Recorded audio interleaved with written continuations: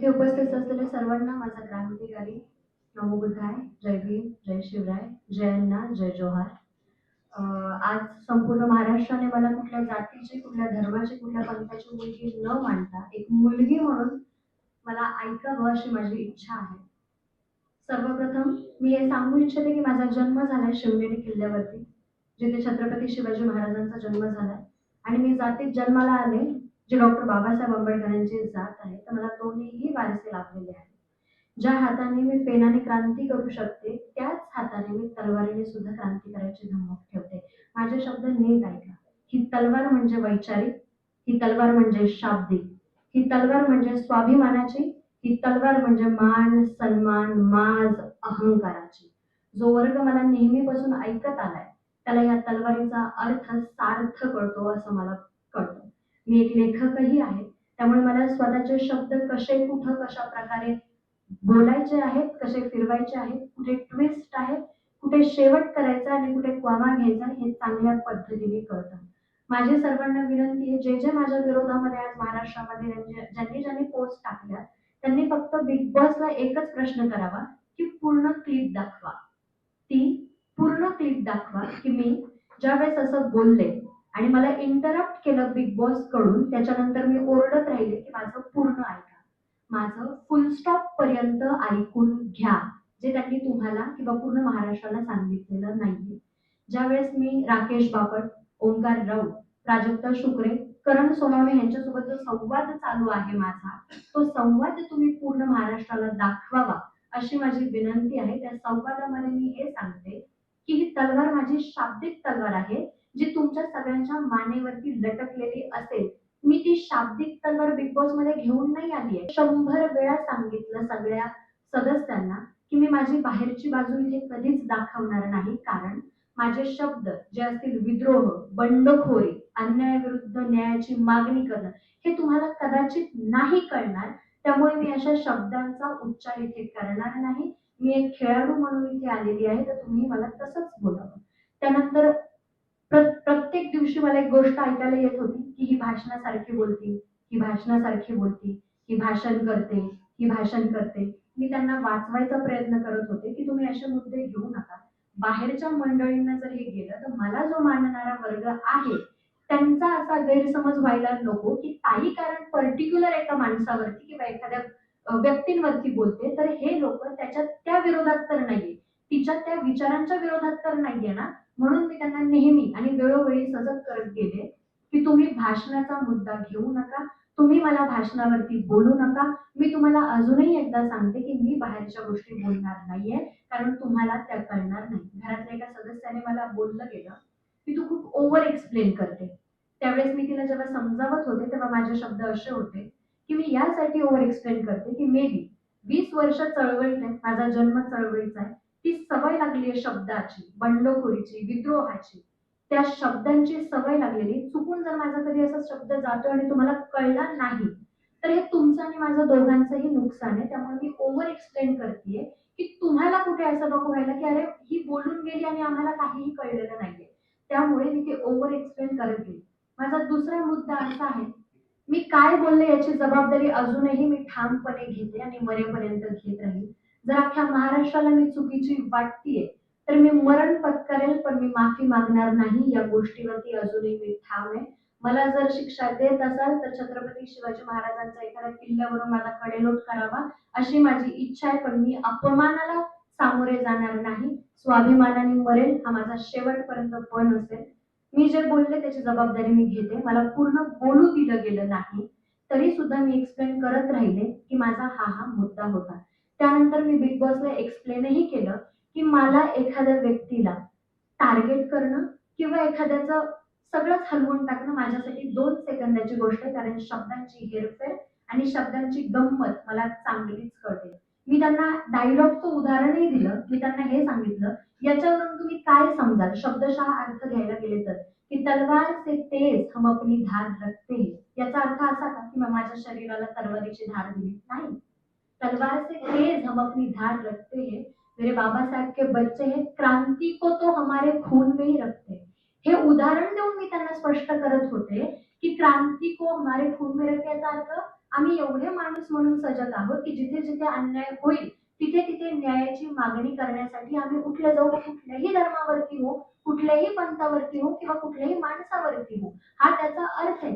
एखादा वैचारिक माणूस या गोष्टीला बरोबररित्या घेऊ शकतो, पण ज्या माणसाला चळवळ माहीतच नाही त्याला ह्या गोष्टी कळणारच नाहीये. त्यामुळे मी त्यांना हजार वेळा सांगितलं की तुम्हाला माझ्या बाहेरच्या गोष्टी कळणार नाही, पण तुम्ही जर मला चिडीला लावताय, तुम्ही जर मला पोक करताय आणि जर तुम्हाला ऐकायचंच आहे तर मी बाहेर अशी बोलते की बाहेरच्या जगामध्ये मी सरकार म्हणून फिरते आणि हातात तलवार घेऊन फिरते.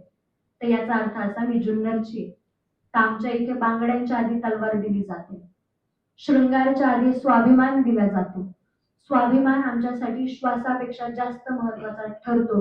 ही जुन्नरची ओळख आहे, कारण आम्ही छत्रपतींच्या किल्ल्यामध्ये जन्माला आलोय. सर्व महाराष्ट्राला मी हे सांगू इच्छिते. तलवार घेऊन फिरतो म्हणजे खरी खरी तलवार घेऊन फिरायची गरज नाही. आम्ही संविधानाच्या देशामध्ये राहतो. ती तलवार तुम्ही, मी हेही बोलले की मी हे विसरणार नाही की कोणता माणूस माझ्याशी कसा वागला आणि ती तलवार कशी फिरली जाईल. याचा अर्थ तुम्ही जर वैचारिक आहात तर ती तलवार वैचारिक फिरली जाईल. तुम्ही जर शाब्दिक आहात तर ती तलवार शाब्दिक फिरली जाईल. तुम्ही जर स्वाभिमानाने असाल तर ती तलवार स्वाभिमानाने फिरली जाईल. तुम्ही जर मानवरती जात असाल तर ती तलवार मानेसाठी फिरली जाईल. हा त्या शब्दांचा अर्थ होता. तुम्ही ऐकूनच घेतला नाही आणि अर्ध सत्य तुम्ही जिथं महाराष्ट्राला सांगताय याचा अर्थ मी काय समजू. मग तुम्ही ती पूर्ण क्लिप दाखवावी. त्यानंतर त्यांनी असं सांगितलं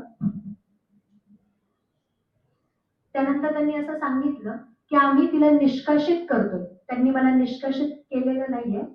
कन्फेशन रूम मध्ये मी माझं मत मांडले की मला हा गेम क्विट करायचा आहे आणि मला घराच्या बाहेर जायचं आहे. का त्यांनी या गोष्टी सांगितल्या नाही महाराष्ट्राला, की हे तिचं मत होतं आणि तिची इच्छा होती घराच्या बाहेर जाण्याची. तुम्ही जेव्हा अर्ध सत्य सांगताय ते किती घातक असू शकतं हे सर्व महाराष्ट्राने आता बघितले. की मी कुणालाही धमकी दिलेली नाहीये, मी कुणालाही असं बोललेलं नाहीये. धमकीचा अर्थ होतो की मी तुला तलवारीने मारेन, ती तलवार मी तुझ्या नरडीच्या आरपार करेन, ती तलवार मी तुझ्या पोटात घालेन किंवा मी तुला बघून घेईल, घरातून उचलेल, तुझं तुझं करिअर बर्बाद करीन. ह्या धमक्या आहेत. महाराष्ट्राने मला दाखवून द्यावं की अशा शब्दांचा कुठे मी उल्लेख केलाय. समोरून जेव्हा ते मला म्हणतात की तू ही धमकी देतीये का, कारण मी बाहेरच्या गोष्टी सांगत होते, तर ही जातीवाद्यांसाठी, मनुवाद्यांसाठी ही धमकीच ठरली जाते बाहेरच्या जगामध्ये. हा त्याचा अर्थ होतो. त्यानंतर मी त्यांना समजवायचा प्रयत्नही केला. त्यांनी समजलेलं नाहीये. यात माझी काहीही चूक नाही आणि मी अजूनही माझ्या मतावरती ठाम आहे. मी माफी मागणार नाही. माझ्या शब्दांचा अर्थ मला कळतो. माझ्या तलवारीचा अर्थ मला कळतो. ती तलवार कशी फिरली जाईल याचाही मला अर्थ कळतो. मी कुठेच असं बोललेली नाहीये की घरातल्यांवरती तलवार फिरली जाईल किंवा घरातल्यांवरती मी ती तलवार चालवेल. कुठेही असं नाहीये. महाराष्ट्राने मला दाखवून द्यावं, मी ते मान्य करेन. त्याच्यानंतर हा प्रचंड सेन्सिटिव्ह मुद्दा आहे. मी अजूनही सांगते, मी संविधानिक देशामध्ये राहते. डॉक्टर बाबासाहेब आंबेडकरांनी संविधानामध्ये सर्व धर्माला स्वतःचा धर्म जपण्याचा अधिकार दिलाय आणि आम्ही त्या अधिकाराची प्रचंड किंमत करतो आणि इज्जतही करतो. माझा मुद्दा अजूनही धार्मिक नाहीये. मी जात म्हणून पुढे कधी आलेली नाहीये. मी जेव्हा आंदोलन केलं त्यामध्येही जात कधी आणली नव्हती आणि मी घरामध्ये होते तेव्हाही मी पर्टिक्युलर जातीची आहे म्हणून वागली नव्हती. जर असं असेल तर मला दाखवून द्यावं महाराष्ट्राने. मला असं सांगायचंय, ज्यावेळेस एका माणसाचं आणि माझं भांडण चालू होतं बिग बॉसच्या घरामध्ये, तेव्हा चोरीचा मुद्दा आलेला आणि मी त्याच्या विरोधात उभी राहिली होती. मी माझं ठामपणे मत सांगितलं होतं की चोरी ही वृत्ती आहे आणि त्या वृत्तीच्या विरोधात मी आहे. मग कोणी ती चोरी कुठल्या भावनेने केली याच्याशी मला काहीही घेणं देणं नाही. चोरी चोरी आहे माझ्यासाठी. समोरचा व्यक्ती माझा ऐकत नव्हता, त्याच्यामुळे मी उदाहरणासकट त्याला हे सांगितलं की एखादा माणूस जर खून करून येतोय तर माझ्यासाठी तो गुन्हेगारच असेल. व त्याने खून करू किंवा चोरी करू, भारतीय संविधानामध्ये हा माझा शब्द गेला होता बिग बॉसच्या घरात असताना. भारतीय संविधानामध्ये प्रत्येक गोष्टीला, प्रत्येक गुन्ह्याला एक एक आहे की तुम्ही, शिक्षा आहे प्रत्येक गुन्ह्याला. तुम्ही संविधान हा शब्द बिग बॉसच्या घरात वापरू शकत नाही. त्यानंतर मी त्यांना हे सांगितलं की रेफरन्स म्हणून मी सांगतेय सर, कारण त्यांना कळतच नाहीये. तर त्यांचा रिप्लाय असा होता की आता तुम्ही मला शिकवणार. त्याच्यानंतर मी शांत बसले. पण त्याच्या काही दिवस आधी ज्यावेळेस गणपती बाप्पांचं बिग बॉसच्या घरामध्ये आगमन झालं, त्या गणपती बाप्पांना माझा भाऊ, मी ज्याला भाऊ मानले, राकेश बापट, हा जेव्हा मूर्ती बनवत होता त्याच्या बाजूला मी उभी होते आणि माझा आनंद गगनात मावत नव्हता, कारण मी माझ्या भावाला मूर्ती बनवताना बघत होते. गणपती बाप्पाच्या डोक्यावरती लागलेली जी मुकुट आहे ते माझ्या ज्वेलरी मधून आहे. गणपतीच्या बाप्पाच्या कानामध्ये जो डूल आहे तो माझ्या ज्वेलरी मध्ये. मी सर्वांचा मान सन्मान ठेवला. ज्याची जशी भावना आहे त्याला मीही प्रतिसाद दिला. मग तुम्ही जेव्हा बिग बॉसच्या घरामध्ये काही नियमांपैकी असे नियम आहेत की तुम्ही धार्मिक, राजकीय आणि अशा गोष्टी, वैचारिक अशा गोष्टी नाही सांगू शकत, मग तुम्ही एका समाजाकडे न्याय करताय आणि माझ्यासोबत अन्याय करत नाहीये का? जे मी संविधानाला माझं सर्वस्वी मानते, माझं श्रद्धास्थान मानते, माझ्यासाठी श्वासापेक्षा जास्त मी संविधान जपते, कारण तिथून न्याय मिळतो, ही माझी भावना आहे संविधानाकडे. मग तुम्ही मला संविधान असे शब्द वापरू नको हे जेव्हा बोलता तेव्हा तुम्ही माझ्यासोबत अन्याय करत नाहीये का, हा प्रश्न मला अखंड महाराष्ट्राला विचारायचा. तुम्ही नेहमी आमच्या समाजाला हे म्हणता की अरे हे बघा आता अॅट्रॉसिटी करतील, अरे हे बघा आले स्वतःची जात घेऊन, अरे हे बघा आले जातीचा मुद्दा करायला. अॅट्रॉसिटीची गरज पडलीच नसती जर तुम्ही आम्हाला माणूस म्हणून जगण्याचा अधिकार दिला असता. अॅट्रॉसिटी आम्ही त्यासाठी, बाबासाहेबांनी त्यासाठी दिली की बाबा गुन्हे कमी होतील, जातीवाद कमी होईल, अन्याय होणार नाही, एका पर्टिक्युलर वर्गाला शोषित, पीडित, खंडित म्हणून तो राहणार नाही. पण जर तुम्ही शोषित ठेवलं नसतं, पीडित ठेवलं नसतं, वंचित ठेवलं नसतं, खंडित ठेवलं नसतं आणि त्या समाजावरती अन्याय केला नसता तर अॅट्रॉसिटीची गरजच लागली नसती. या गोष्टी मी बाहेर आणि 24 वर्षाची मुलगी येऊन महाराष्ट्राला सांगणं कितपत योग्य आहे? ज्या महाराष्ट्राचा वारसा लाभलेला आहे, छत्रपती शिवाजी महाराजांचं स्वराज्य प्रत्येक धर्मातल्या माणसाने त्याला निर्माण केलंय, अशा महाराष्ट्रामध्ये येऊन मला जर तुम्हाला हे सांगण्याची गरज पडतीये की अॅट्रॉसिटी का आहे, तर मला खरं सांगा, आपण कमी नाही पडत आहे का या गोष्टींमध्ये? माझा तिसरा मुद्दा, जिथं बिग बॉसचे नियम होते की धार्मिक, सामाजिक, राजकीय गोष्टींचा उल्लेख केला जाणार नाही, पण मी बिग बॉसच्या टीमला हे सांगून गेले होते की माझा वैचारिक वारसा आहे, मी विचारवंतांना सांगते, तर माझ्याच्याने बाकीच्या गोष्टी होणार नाही. मी नाचू बिचू शकत नाही किंवा मी बाकीचं कंटेंट देऊ शकत नाही.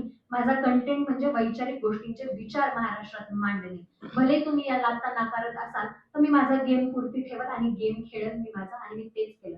माझा अजूनही विरोध कुठल्याही धर्माला नाहीये, पण तुम्ही एका बाजूचा भावना जपताय आणि माझ्या भावना जपल्या जात नाहीये, तर मी माझ्यावरती झालेला हा अन्याय समजते. मी बाहेर आल्यानंतर अशा काही गोष्टी बघितल्या की बिग बॉसने कॅप्शन दिलं होतं कोंबडी, ते मला कोंबडी बोलले होते. जी मुलगी महाराष्ट्रात राहते, जिथं छत्रपती शिवाजी महाराजांनी दरबारात आलेल्या बाईला खण, नारळ देऊन रिटर्न पाठवलेले आहे.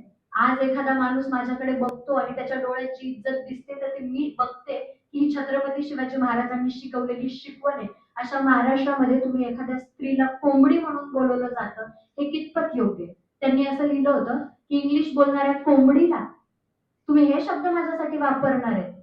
जी मुलगी डॉक्टर बाबासाहेब आंबेडकर, छत्रपती शिवाजी महाराज, अण्णाभाऊ साठे, राजश्री शाहू महाराज, महात्मा ज्योतिबा फुले यांचे विचारांचे तिच्या पद्धतीने, मी माझ्या पद्धतीने प्रचाराने प्रसार करते, त्या मुलीला तुम्ही कोंबडी म्हणून बघताय, तर या गोष्टीला महाराष्ट्राने निषेध का नाही केला?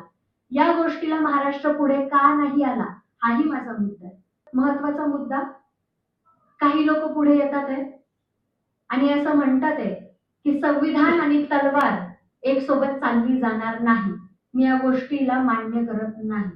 मला दोनही वारसे लाभले ते, पेनाचा सुद्धा आणि तलवारीचा सुद्धा, आणि मी ते दोन्हीही संस्कार मरेपर्यंत महाराष्ट्राला दाखवणार आणि मरेपर्यंत ते दोन्ही संस्कार मी घेऊन चालणार. एका हातात तलवार असेल, अजूनही सांगते, तलवार असेल, माझ्या हातात तलवार असेल, वैचारिक, शाब्दिक, सन्मानाची, स्वाभिमानाची, मानाची असेल. एका हातामध्ये संविधान असेल. जेव्हा जेव्हा संविधान मिटवायचा प्रयत्न होईल, जेव्हा जेव्हा संविधानावरती आपत्ती येईल, तेव्हा एका हातातली तलवार उचलली जाईल. मग समोरचा माणूस कसा येईल तशी ती तलवार फिरली जाईल. शाब्दिक, स्वाभिमानी, अहंकारी, मानाची कशीही असो ती तलवार फिरली जाईल. मी एक लेखक आहे. मी आतापर्यंत जेही माझ्या भाषणात बोलले ते मी स्वतः लिहिलेलं आहे. एक लेखक असतो जो सरळ सरळ मिनिंग देतो आपल्या शब्दातून, आणि एक लेखक असतो ज्याच्यामध्ये डीप मिनिंग असतो. शाळेमध्ये आपल्याला शिकवले एक वरचा वरचा अर्थ आणि एक त्याच्यामध्ये दडलेला अर्थ आहे. माझ्या भाषणाची खासियत आहे, शेवटला ट्विस्ट असतो. तुम्ही माझं पब्लिक जे आहे ते मला शेवटपर्यंत ऐकून घेतं, त्यामुळे त्यांना चांगलंच माहिती की ताई काय बोलणार आहे. मी अजूनही माझ्या मतावरती ठाम आहे. मी कुणालाही धमकी दिलेली नाहीये, मी कुणालाही त्यांच्या जीवे मारण्याची धमकी दिलेली नाहीये आणि मी या गोष्टीसाठी माफी मागणार नाही. बिग बॉसने ती पूर्ण क्लिप दाखवावी, कन्फेशन रूम मध्ये काय झालं काय नाही हेही दाखवावं. मी मान्य केलंय की मी माझे शब्द फिरवणार होती. शेवटला समोरच्या माणसामध्ये एवढे पेशन्स नव्हते की तो ते ऐकल आणि त्याला तो मुद्दा बनवायचा होता. त्यांनी तो बनवला आणि ज्या ज्या महाराष्ट्रातील लोकांनी माझं समर्थन केलं या गोष्टीबद्दल मी त्यांची आयुष्यभर ऋणी राहील. मी खूप खूप धन्यवाद देते की तुम्हाला कळलं या महाराष्ट्रात राहून की या गोष्टींचा अर्थ काय होतो. मला अजून एक गोष्ट अधोरेखित करायची आहे. लोक म्हणतात की हिला विचार कळलेच नाही, हिला विचारवंत कळलेच नाही. ही खूप इमोशनल आहे माझ्यासाठी. मी विचारवंत वाचलेत सुद्धा आणि मी जगते सुद्धा. जेव्हा एखादा माणूस माझ्याकडे येतो आणि सन्मानाने जी नजर माझ्यासाठी त्याची झुकते, त्या नजरेमध्ये छत्रपती शिवाजी महाराज मी जगते. अन्याय जेव्हा होतो आणि न्यायाची मागणी जेव्हा मी करते, त्या न्यायामध्ये मी डॉक्टर बाबासाहेब आंबेडकर हे मी जगते. एखादा मुलगा आणि एखादी मुलगी जेव्हा शाळेच्या वाटेवरती उभे असतात तेव्हा मी सावित्री ज्योती बघते. अरे एखाद्याचं मराठ्याचं पोरग जेव्हा जयभीमच्या पोराच्या आनंदामध्ये सामील होतं तेव्हा मी छत्रपती राजश्री शाहू महाराज बघते, ज्यांनी डॉक्टर बाबासाहेब आंबेडकरांसाठी साखर वाटली होती की पोरग बॅरिस्टर झालं म्हणून.